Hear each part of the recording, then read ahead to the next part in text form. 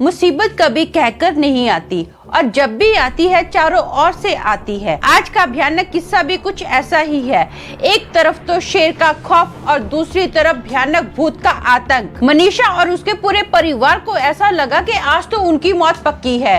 मौत के इस भयानक चक्रव्यूह को क्या वो तोड़ पाएंगे? ये कहानी के खौफनाक रोमांचक पल आपको आपकी सीट से हिलने नहीं देंगे। हेलो दोस्तों, मेरा नाम अमन है। मैं आप सभी के मनपसंद यूट्यूब चैनल कहानी रंगमंच में आपका स्वागत करती हूँ।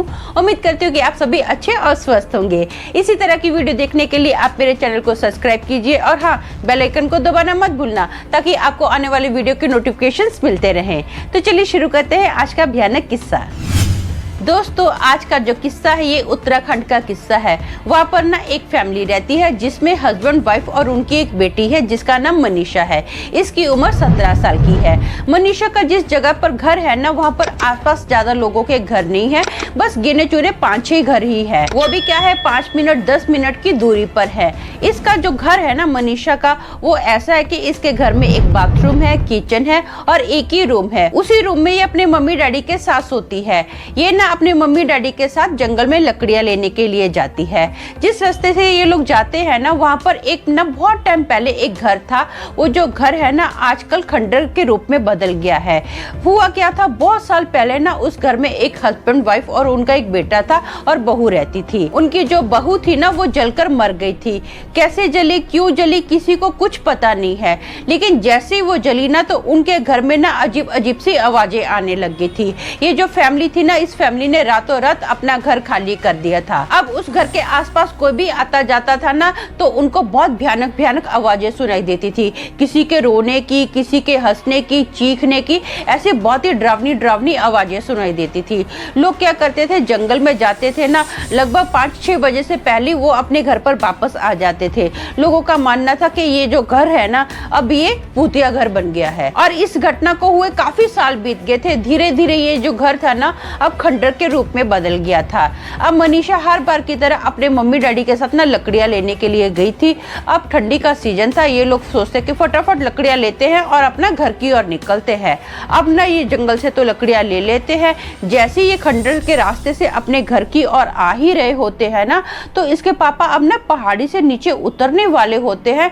लेकिन वो देखते कि वहां पर एक टाइगर नीचे बैठा है पहाड़ी के नीचे। मनीषा के पापा ना इन लोगों को इशारा करते ऐसे आवाज करते हैं। तो मनीषा की जो मम्मी है ना दबे हुए होठों से बोलती है कि क्या हो गया। तो मनीषा के पापा बताते हैं कि पहाड़ी के नीचे ना टाइगर बैठा है, हमको फटाफट खंडर में जाना पड़ेगा और छिपना पड़ेगा। मनीषा की मम्मी घबरा के बोलती है कि आपको तो पता है कि वहाँ पर उस खंडर के आसपास भी कोई फटकता नहीं है, आप बोल रहे हैं कि हमको उस खंडर में जाना पड़ेगा। तो उसके पापा बोलते हैं कि हाँ, जान बचानी है ना तो हमको जाना ही पड़ेगा। अब ये लोग क्या करते हैं, फटाफट ना खंडर के अंदर जाते हैं। वहां पर ये लोग छुपे ही होते हैं। वो जो टाइगर है ना वो क्या है, धीरे धीरे धीरे अब खंडर की ओर आता है और खंडर के पास आकर बैठ जाता है। काफी टाइम वो खंडर के पास बैठा रहा। ये लोग वेट करते कि अब वो जाएगा, अब वो जाएगा, लेकिन टाइगर जो है ना वो हिलने का नाम ही नहीं ले रहा है। अब ना अचानक से टाइगर की नजर इस पूरे परिवार पर पड़ती है और जैसे वो टाइगर इनके ऊपर अटैक करने के लिए ऐसे झपक ही रहा होता है ना तो फट से वो रुक जाता है, एकदम से स्टैचू हो जाता है। ऐसे पता नहीं उसने मानो क्या देख लिया क्या नहीं देख लिया, वो अपना अटैक फट से रोकता है और वहां से भागता है सीधा जंगल की ओर और कब गायब हो गया पता ही नहीं चला है। ये लोग हैरान हो जाते कि वो टाइगर था कि क्या था, भीगी बिल्ली की तरह कदम दबाकर यहाँ से भागा है, उसने क्या देख लिया। ये लोग क्या करते हैं, फटाफट अपनी लकड़ियां उठाते हैं, सर पर रखते हैं और घर पहुंचते हैं, खाना वगैरह बनाते हैं, खाते हैं और रात के टाइम पर अंगीठी जलाते हैं क्योंकि ठंडी का सीजन होता है, बहुत ठंडी होती है और ये लोग अपना सो जाते हैं खा पी कर। अब ना रात के 1:30 बजे का टाइम होता है। अचानक से ना इनका दरवाजा बाहर से कोई खटखटाता है, ठक ठक की आवाज आती है। मनीषा की थोड़ी सी आंख खुलती है, वो फिर से आवाज को सुनी अनसुनी करती है। वो सोचते कि मम्मी डैडी उठ जाएंगे, देख लेंगे कौन है कौन नहीं है इस वक्त, लेकिन उसके मम्मी डैडी उठते ही नहीं है। आवाज जो फिर से ना जोर से आती है, ठक ठक ठक। ये अभी मनीषा फिर से उठती है, देखती है कि मम्मी डैडी उठे नहीं है, तो ना जोर से धड़ धड़ धड़ धड़ धड़ धड़ करके आवाज आती है। कोई जोर से दरवाजा ऐसे पटक रहा है, ऐसे ठक ठक ठक ठक करके खटखटा रहा है।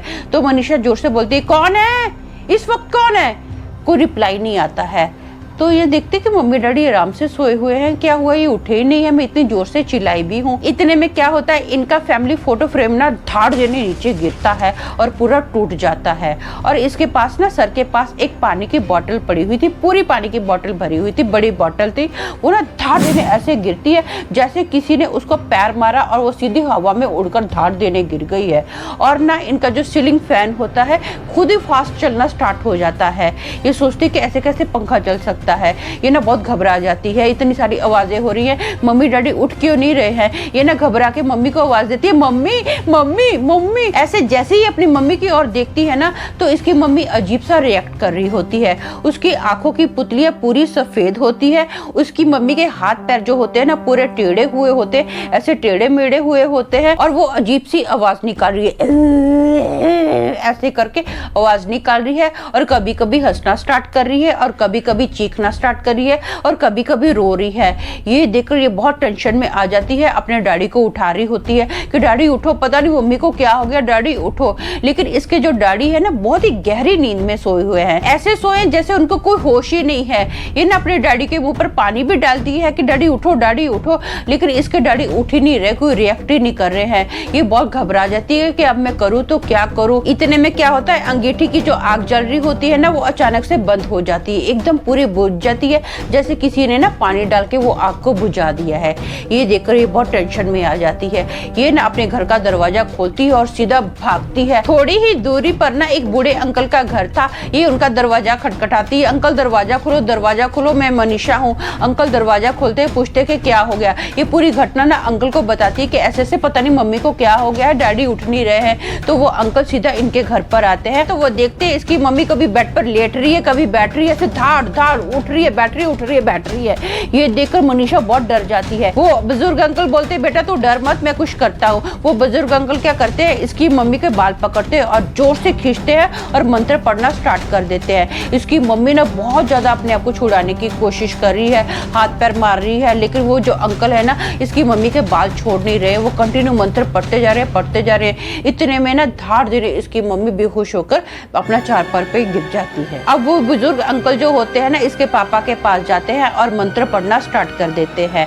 वो क्या करते हैं, अपना हाथ ना इसके पापा के माथे पर रखते हैं और मंत्र पढ़ना स्टार्ट कर देते हैं। कंटिन्यू मंत्र पढ़ते जा रहे तो इसके जो पापा थे ना मनीषा के, वो जोर से चीख मार के उठते हैं, जैसे कोई बहुत गहरी नींद से उठता है ना, कोमा से उठता है, वैसे इसके पापा उठते हैं और पूछते कि क्या हो गया क्या हो गया। तो वो बुजुर्ग अंकल पूरी घटना बताते कि आपके घर पर ऐसा ऐसा हुआ था, क्या आप लोग उस खंडर में गए थे। तो मनीषा बोलती हाँ हम लोग ना खंडर में गए थे, ऐसा ऐसा टाइगर हमारे सामने आ गया था। तो वो अंकल बोलते अच्छा ठीक है मैं समझ सकता हूँ। वो अंकल बोलते कि नेक्स्ट टाइम बेटा हो सके ना तो वहां पर नहीं जाना। तो ये बोलती है ठीक है। तो बहुत ही मुश्किल से ना इस पूरे परिवार की जान बची थी। तो दोस्तों मेरा मानना ये है कि ये जो सिचुएशन थी ना इसमें करो या मरो वाला हाल था, जहाँ तो हम लोग जीत सकते थे या मर सकते थे। इन्होंने जो खंडर जाने का डिसीजन लिया था ना मुझे तो लगता है वो ठीक ही था। देखो ऐसे हालात अगर पैदा हो जाते हैं ना तो हमको हिम्मत बनानी चाहिए और अपने दिमाग को शांत रखना चाहिए, तो ही हमारा जो दिमाग है कुछ काम कर पाएगा और हम अपने ऐसे बुरे हालातों से निकल सकते हैं। तो आज के लिए बस इतना ही, कल फिर मिलूंगी और एक भयानक किस्से के साथ। तब तक के लिए शालोम, शांति और सलाम।